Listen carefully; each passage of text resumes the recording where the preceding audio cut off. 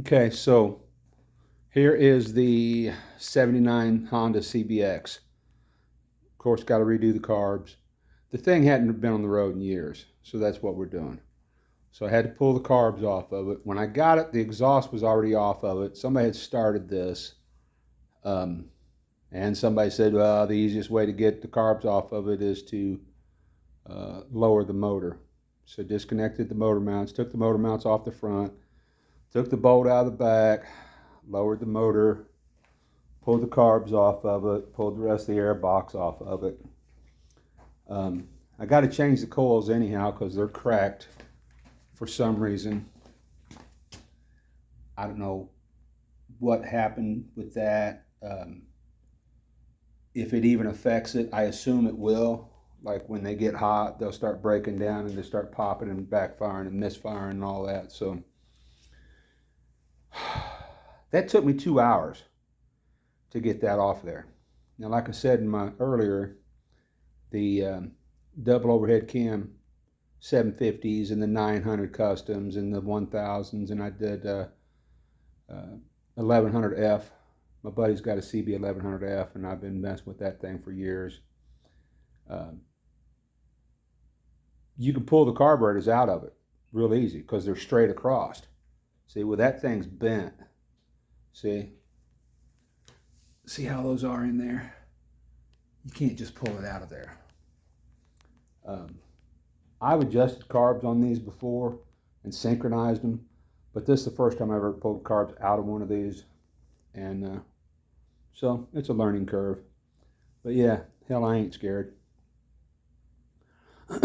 But it was 2 hours to get to there.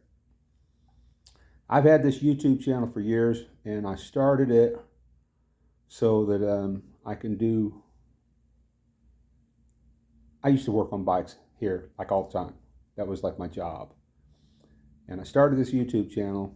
I was going to record my repairs and post them on YouTube. You know, make money on YouTube, be YouTube famous, and all that crap. And it was so much. This is such a pain in the ass. I never did it. So this would be the first bike, probably the only bike I ever put on here. Um, so after I get all this done, I'm still going to have to try to figure out how to edit it and put it all together so it's continuous. And then post it online, and then hear all you guys laugh and joke about how I'm doing this shit and bench racing and all that stuff. So we'll see. But yeah, the I'm gonna pull all the plugs out of it, and somebody put this stuff on it when they pulled the exhaust off of it, and it's got like these rubber caps in it, like they come off of some old guy's walker or something.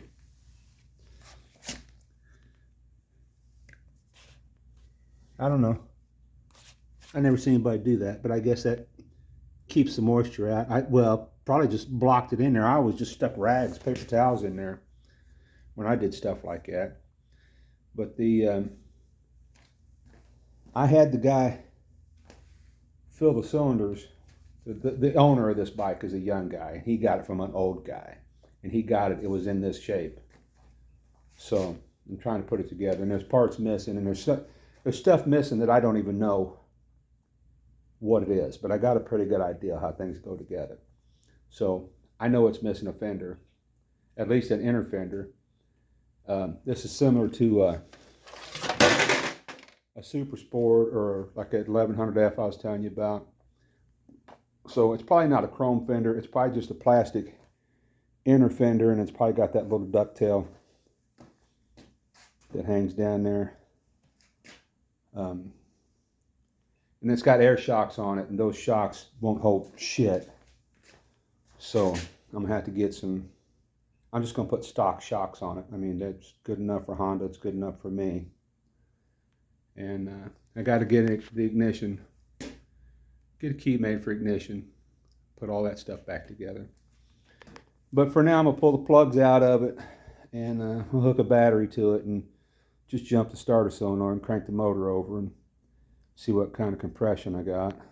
And yeah, I probably should have did a compression test on it before I did all this.